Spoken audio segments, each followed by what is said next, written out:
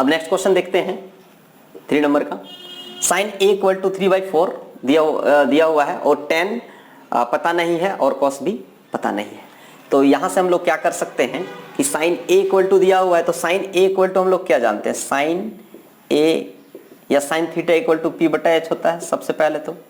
तो ये जो है आपका p और h पता है, क्या पता नहीं है, b पता नहीं है, तो b हम लोग निकाल लेंगे। तो सबसे पहला काम क्या करना है, एक त्रिभुज बनाना है, समकोण त्रिभुज वो भी। ओके, अब देखिए यहाँ पे क्या है, आप ABC ले सकते हैं, कोई दिक्कत नहीं है, ABC। अब जो है यहाँ पे ये तो समकोण बनेगा ही। फाइनली p/h तो a बराबर ही पूछा, तो यहीं से ले लीजिए, अच्छा रहेगा। तो सामने वाला जो है आपका p हो जाएगा, तो p दिया हुआ है आपका, p कितना दिया हुआ है देखिए यहाँ से। अगर इसको फाइनली आप ऐसे लिखना चाहेंगे तो लिख सकते हैं, बिल्कुल।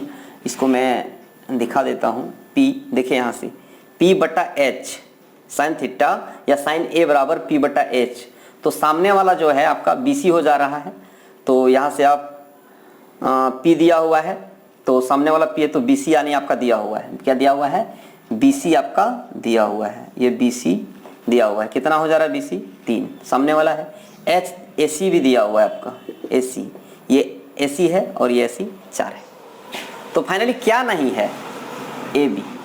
तो AB नहीं है, तो AB को हम लोग देखेंगे कि AB कैसे निकलता है। तो अब फाइनली ऐसे ही निकाल लेते हैं हम लोग डायरेक्ट। बड़ी भुजा में से छोटी भुजा को क्या करना है, घटा देना है। तो AB ऑलरेडी है, तो BC बचा हुआ है, तो BC घट जाएगा। नेक्स्ट AC का मान रख देंगे, AC का मान 4 है तो 4 का स्क्वायर हो जाएगा, -3 है तो 3 का स्क्वायर हो जाएगा, और ये हो जाएगा आपका 16,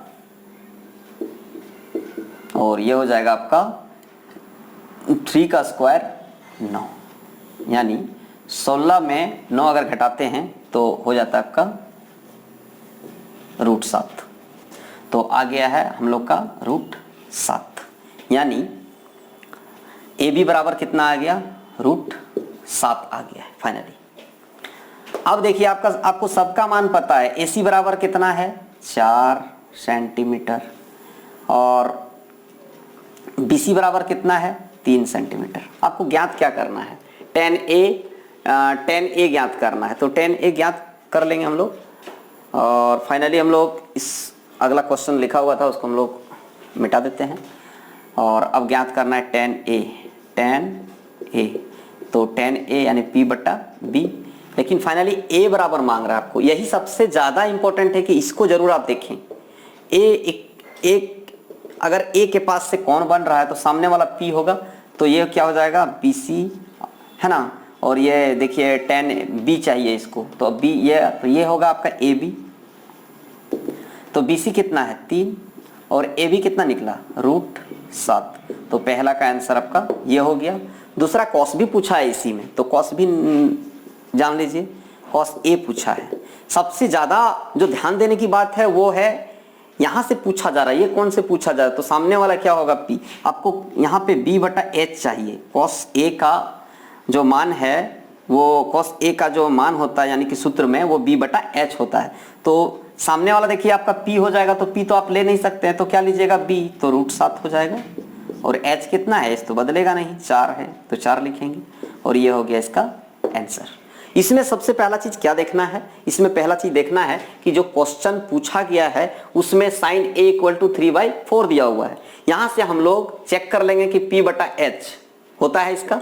तो देखिए सामने वाला जो है ये p बराबर दिख रहा है आपको 3 और 4 बराबर h दिख रहा है। अगर दो चीज आपको दिख रहा है तो तीसरा चीज आराम से निकल जाएगा पाइथागोरस परिमेय से।